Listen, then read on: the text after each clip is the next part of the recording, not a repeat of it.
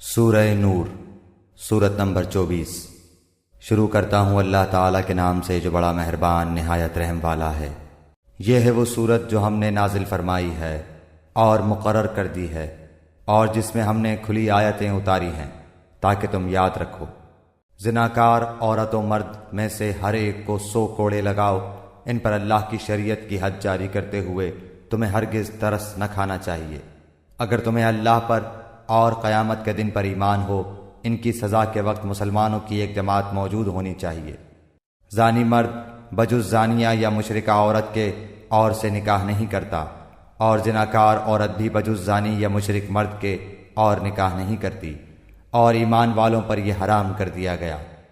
جو لوگ پاک دامن عورتوں پر زنا کی تہمت لگائیں پھر 4 گواہ نہ پیش کر سکیں تو انہیں 80 کوڑے لگاؤ، اور کبھی بھی ان کی گواہی قبول نہ کرو، یہ فاسق لوگ ہیں۔ ہاں، جو لوگ اس کے بعد توبہ اور اصلاح کر لیں تو اللہ تعالیٰ بخشنے والا اور مہربانی کرنے والا ہے۔ جو لوگ اپنی بیویوں پر بدکاری کی تہمت لگائیں اور ان کا کوئی گواہ بجز خود ان کے ذات کے نہ ہو تو ایسے لوگوں میں سے ہر ایک کا ثبوت یہ ہے کہ 4 مرتبہ اللہ کی قسم کھا کر کہیں کہ وہ سچوں میں سے ہیں، اور 5ویں مرتبہ کہے کہ اس پر اللہ تعالیٰ کی لعنت ہو اگر وہ جھوٹوں میں سے ہو۔ اور اس عورت سے سزا اس طرح دور ہو سکتی ہے کہ وہ 4 مرتبہ اللہ کی قسم کھا کر کہے کہ یقیناً اس کا مرد جھوٹ بولنے والوں میں سے ہے، اور 5ویں دفعہ کہے کہ اس پر اللہ تعالیٰ کا غضب ہو اگر اس کا خاوند سچوں میں سے ہو۔ اگر اللہ تعالیٰ کا فضل و کرم تم پر نہ ہوتا تو تم پر مشقت اترتی، اور اللہ تعالیٰ توبہ قبول کرنے والا باحکمت ہے۔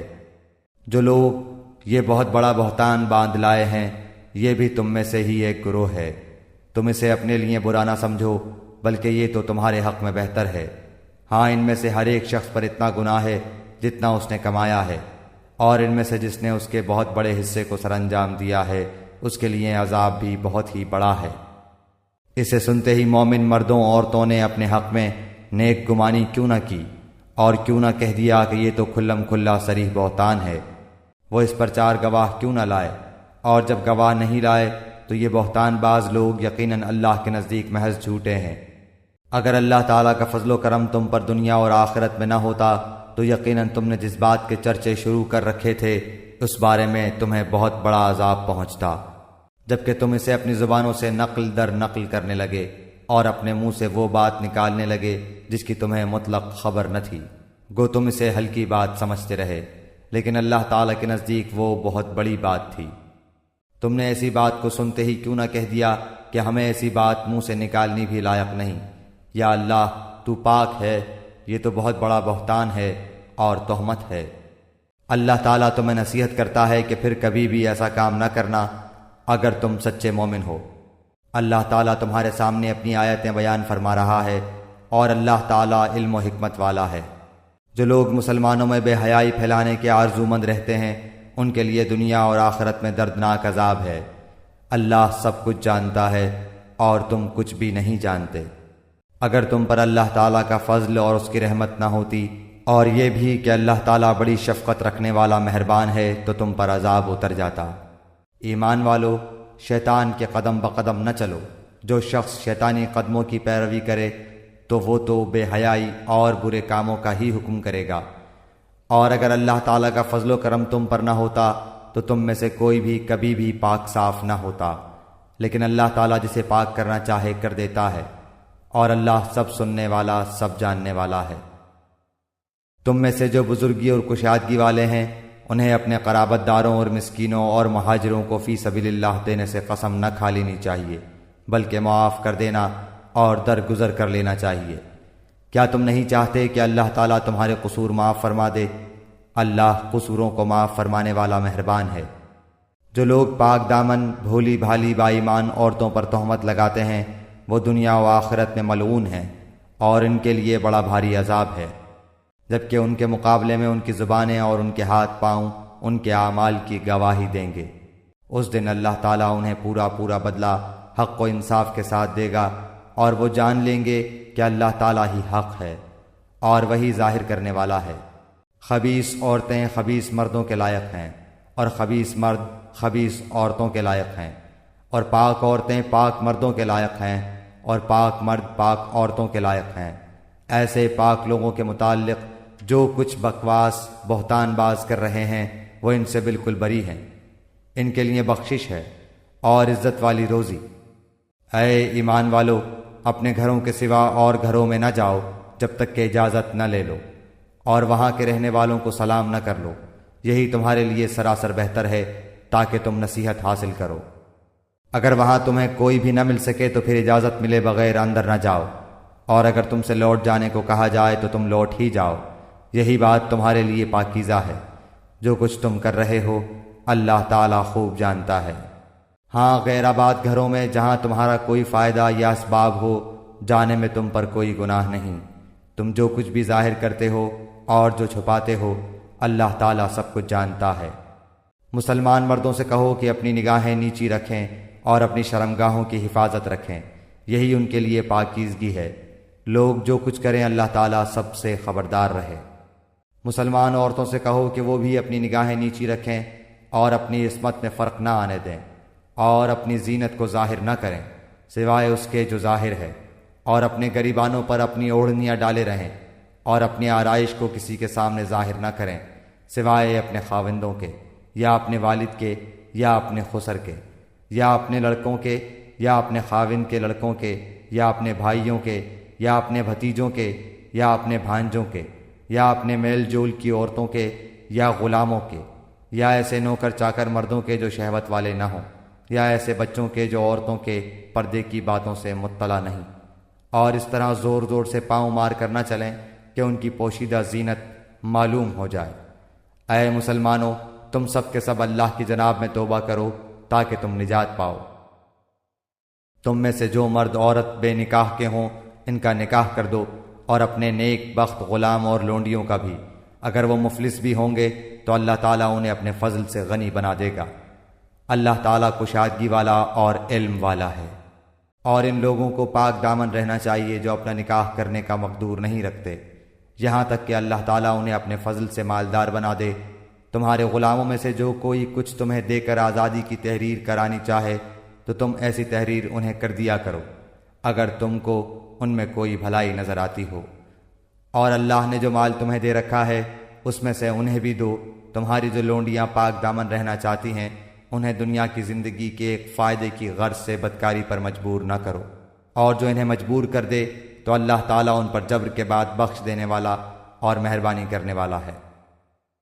ہم نے تمہاری طرف کھلی اور روشن آیتیں اتار دی ہیں، اور ان لوگوں کی کہاوتیں جو تم سے پہلے گزر چکے ہیں، اور پرہیزگاروں کے لیے نصیحت۔ اللہ نور ہے آسمانوں کا اور زمین کا، اس کے نور کی مثال مثل ایک طاق کے ہے جس میں چراغ ہو، اور چراغ شیشے کی قندیل میں ہو، اور شیشہ مثل چمکتے ہوئے روشن ستارے کے ہو۔ وہ چراغ ایک بابرکت درخت زیتون کے تیل سے جلایا جاتا ہو، جو درخت نہ مشرقی ہے نہ مغربی، خود وہ تیل کی قریب ہے کہ آپ ہی روشنی دینے لگے، اگرچہ اسے آگ نہ بھی چھوئے، نور پر نور ہے۔ اللہ تعالیٰ اپنے نور کی طرف رہنمائی کرتا ہے جسے چاہے۔ لوگوں کے سمجھانے کو یہ مثالیں اللہ تعالیٰ بیان فرما رہا ہے، اور اللہ تعالیٰ ہر چیز کے حال سے بخوبی واقف ہے۔ ان گھروں میں جن کے بلند کرنے اور جن میں اپنے نام کی یاد کا اللہ تعالیٰ نے حکم دیا ہے، وہاں صبح و شام اللہ تعالیٰ کی تسبیح بیان کرتے ہیں۔ ایسے لوگ جنہیں تجارت اور خرید و فروخت اللہ کے ذکر سے اور نماز کے قائم کرنے اور زکوٰۃ ادا کرنے سے غافل نہیں کرتی، اس دن سے ڈرتے ہیں جس دن بہت سے دل اور بہت سی آنکھیں الٹ پلٹ ہو جائیں گی، اس ارادے سے کہ اللہ انہیں ان کے اعمال کا بہترین بدلہ دے، بلکہ اپنے فضل سے اور کچھ زیادتی عطا فرمائے۔ اللہ تعالیٰ جسے چاہے بے شمار روزیاں دیتا ہے۔ اور کافروں کے اعمال مثل اس چمکتی ہوئی ریت کے ہیں جو چٹیل میدان میں ہو، جسے پیاسا شخص دور سے پانی سمجھتا ہے، لیکن جب اس کے پاس پہنچتا ہے تو اسے کچھ بھی نہیں پاتا۔ ہاں، اللہ کو اپنے پاس پاتا ہے جو اس کا حساب پورا پورا چکا دیتا ہے۔ اللہ بہت جلد حساب کر دینے والا ہے۔ یا مثل ان اندھیروں کے ہے جو نہایت گہرے سمندر کی تہ میں ہو، جسے اوپر تلے کی موجوں نے ڈھانپ رکھا ہو، پھر اوپر سے بادل چھائے ہوئے ہوں۔ الغرض اندھیریاں ہیں جو اوپر تلے پے در پہ ہیں، جب اپنا ہاتھ نکالے تو اسے بھی قریب ہے کہ نہ دیکھ سکے۔ اور بات یہ ہے کہ جسے اللہ تعالیٰ ہی نور نہ دے اس کے پاس کوئی روشنی نہیں ہوتی۔ کیا آپ نے نہیں دیکھا کہ آسمانوں اور زمین کی کل مخلوق اور پر پھیلائے اڑنے والے کل پرند اللہ کی تسبیح میں مشغول ہیں؟ ہر ایک کی نماز اور تسبیح اسے معلوم ہے۔ لوگ جو کچھ کریں اس سے اللہ بخوبی واقف ہے۔ زمین و آسمان کی بادشاہت اللہ ہی کی ہے اور اللہ تعالیٰ ہی کی طرف لوٹنا ہے۔ کیا آپ نے نہیں دیکھا کہ اللہ تعالیٰ بادلوں کو چلاتا ہے، پھر انہیں ملاتا ہے، پھر انہیں تہ بتہ کر دیتا ہے، پھر آپ دیکھتے ہیں کہ ان کے درمیان میں سے میںہ برستا ہے۔ وہی آسمان کی جانب سے اولوں کے پہاڑ میں سے اولے برساتا ہے، پھر جنہیں چاہے ان کے پاس انہیں برسائے اور جن سے چاہے ان سے انہیں ہٹا دے۔ بادل ہی سے نکلنے والی بجلی کی چمک ایسی ہوتی ہے کہ گویا اب آنکھوں کی روشنی لے چلی۔ اللہ تعالیٰ ہی دن اور رات کو رد و بدل کرتا رہتا ہے۔ آنکھوں والوں کے لیے تو اس میں یقیناً بڑی بڑی عبرتیں ہیں۔ تمام کے تمام چلنے پھرنے والے جانداروں کو اللہ تعالیٰ ہی نے پانی سے پیدا کیا ہے۔ ان میں سے بعض تو اپنے پیٹ کے بل چلتے ہیں، بعض 2 پاؤں پر چلتے ہیں، بعض 4 پاؤں پر چلتے ہیں۔ اللہ تعالیٰ جو چاہتا ہے پیدا کرتا ہے، بے شک اللہ تعالیٰ ہر چیز پر قادر ہے۔ بلا شک و شبہ ہم نے روشن اور واضح آیتیں اتار دی ہیں۔ اللہ تعالیٰ جسے چاہے سیدھی راہ دکھا دیتا ہے۔ اور کہتے ہیں کہ ہم اللہ تعالیٰ اور رسول پر ایمان لائے اور فرما بردار ہوئے، پھر ان میں سے ایک فرقہ اس کے بعد بھی پھر جاتا ہے، یہ ایمان والے ہیں ہی نہیں۔ جب یہ اس بات کی طرف بلائے جاتے ہیں کہ اللہ اور اس کا رسول ان کے جھگڑے چکا دے، تو بھی ان کی ایک جماعت منہ موڑنے والی بن جاتی ہے۔ ہاں اگر انہی کو حق پہنچتا ہو تو مطیع و فرما بردار ہو کر اس کی طرف چلے آتے ہیں۔ کیا ان کے دلوں میں بیماری ہے، یا یہ شک و شبے میں پڑے ہوئے ہیں، یا انہیں اس بات کا ڈر ہے کہ اللہ تعالیٰ اور اس کا رسول ان کی حق تلفی نہ کریں؟ بات یہ ہے کہ یہ لوگ خود ہی بڑے ظالم ہیں۔ ایمان والوں کا قول تو یہ ہے کہ جب انہیں اس لیے بلایا جاتا ہے کہ اللہ اور اس کا رسول ان میں فیصلہ کر دے تو وہ کہتے ہیں کہ ہم نے سنا اور مان لیا۔ یہی لوگ کامیاب ہونے والے ہیں۔ جو بھی اللہ تعالیٰ کی اس کے رسول کی فرما برداری کریں، خوف الہی رکھیں اور اس کے عذابوں سے ڈرتے رہیں، وہی نجات پانے والے ہیں۔ بڑی پختگی کے ساتھ اللہ تعالیٰ کی قسمیں کھا کھا کر کہتے ہیں کہ آپ کا حکم ہوتے ہی نکل کھڑے ہوں گے۔ کہہ دیجئے کہ بس قسمیں نہ کھاؤ، تمہاری اطاعت کی حقیقت معلوم ہے، جو کچھ تم کر رہے ہو اللہ تعالیٰ اس سے باخبر ہے۔ کہہ دیجئے کہ اللہ تعالیٰ کا حکم مانو، رسول اللہ کی اطاعت کرو، پھر بھی اگر تم نے روگردانی کی تو رسول کے ذمے تو صرف وہی ہے جو اس پر لازم کر دیا گیا ہے، اور تم پر اس کی جواب دہی ہے جو تم پر رکھا گیا ہے۔ ہدایت تو تمہیں اسی وقت ملے گی جب رسول کی ماتحتی کرو۔ سنو، رسول کے ذمے تو صرف صاف طور پر پہنچا دینا ہے۔ تم میں سے ان لوگوں سے جو ایمان لائے ہیں اور نیک اعمال کیے ہیں، اللہ تعالیٰ وعدہ فرما چکا ہے کہ انہیں ضرور زمین میں خلیفہ بنائے گا، جیسے کہ ان لوگوں کو خلیفہ بنایا تھا جو ان سے پہلے تھے، اور یقیناً ان کے لیے ان کے اس دین کو مضبوطی کے ساتھ محکم کر کے جمع دے گا جسے ان کے لیے وہ پسند فرما چکا ہے، اور ان کے اس خوف و خطر کو وہ امن و امان سے بدل دے گا۔ وہ میری عبادت کریں گے، میرے ساتھ کسی کو بھی شریک نہ ٹھہرائیں گے۔ اس کے بعد بھی جو لوگ ناشکری اور کفر کریں وہ یقیناً فاسق ہیں۔ نماز کی پابندی کرو، زکوٰۃ ادا کرو، اور اللہ تعالیٰ کے رسول کی فرما برداری میں لگے رہو تاکہ تم پر رحم کیا جائے۔ یہ خیال آپ کبھی بھی نہ کرنا کہ منکر لوگ زمین میں ادھر ادھر بھاگ کر ہمیں ہرا دینے والے ہیں۔ ان کا اصلی ٹھکانہ تو جہنم ہے، جو یقیناً بہت ہی برا ٹھکانہ ہے۔ ایمان والو، تم سے تمہاری ملکیت کے غلاموں کو اور انہیں بھی جو تم میں سے بلوغت کو نہ پہنچے ہوں اپنے آنے کی 3 وقتوں میں اجازت حاصل کرنی ضروری ہے، نماز فجر سے پہلے اور ظہر کے وقت جبکہ تم اپنے کپڑے اتار رکھتے ہو، اور عشاء کی نماز کے بعد۔ یہ تینوں وقت تمہاری خلوت اور پردے کے ہیں۔ ان وقتوں کے ماں سوا نہ تو تم پر کوئی گناہ ہے نہ ان پر، تم سب آپس میں ایک دوسرے کے پاس بکثرت آنے جانے والے ہو ہی۔ اللہ اس طرح کھول کھول کر اپنے احکام تم سے بیان فرما رہا ہے۔ اللہ تعالیٰ پورے علم اور کامل حکمت والا ہے۔ اور تمہارے بچے بھی جب بلوغت کو پہنچ جائیں تو جس طرح ان کے اگلے لوگ اجازت مانگتے ہیں انہیں بھی اجازت مانگ کر آنا چاہیے۔ اللہ تعالیٰ تم سے اسی طرح اپنی آیتیں بیان فرماتا ہے۔ اللہ تعالیٰ ہی علم و حکمت والا ہے۔ بڑی بوڑھی عورتیں جنہیں نکاح کی امید اور خواہش ہی نہ رہی ہو، وہ اگر اپنے کپڑے اتار رکھیں تو ان پر کوئی گناہ نہیں، بشرطے کہ وہ اپنا بناؤ سنگھار ظاہر کرنے والیاں نہ ہوں۔ تاہم اگر ان سے بھی احتیاط رکھیں تو ان کے لیے بہت افضل ہے، اور اللہ تعالیٰ سنتا جانتا ہے۔ اندھے پر، لنگڑے پر، بیمار پر اور خود تم پر مطلقاً کوئی حرج نہیں کہ تم اپنے گھروں سے کھا لو، یا اپنے باپوں کے گھروں سے، یا اپنی ماؤں کے گھروں سے، یا اپنے بھائیوں کے گھروں سے، یا اپنی بہنوں کے گھروں سے، یا اپنے چچاؤں کے گھروں سے، یا اپنی پھوپھیوں کے گھروں سے، یا اپنے ماموؤں کے گھروں سے، یا اپنی خالاؤں کے گھروں سے، یا ان گھروں سے جن کی کنجیوں کے تم مالک ہو، یا اپنے دوستوں کے گھروں سے۔ تم پر اس میں بھی کوئی گناہ نہیں کہ تم سب ساتھ بیٹھ کر کھانا کھاؤ یا الگ الگ۔ پس جب تم گھروں میں جانے لگو تو اپنے گھر والوں کو سلام کر لیا کرو۔ دعائے خیر ہے جو بابرکت اور پاکیزہ ہے، اللہ تعالیٰ کی طرف سے نازل شدہ۔ یوں ہی اللہ تعالیٰ کھول کھول کر تم سے اپنے احکام بیان فرما رہا ہے تاکہ تم سمجھ لو۔ با ایمان لوگ تو وہی ہیں جو اللہ تعالیٰ پر اور اس کے رسول پر یقین رکھتے ہیں، اور جب ایسے معاملے میں جس میں لوگوں کے جمع ہونے کی ضرورت ہوتی ہے نبی کے ساتھ ہوتے ہیں، تو جب تک آپ سے اجازت نہ لیں کہیں نہیں جاتے۔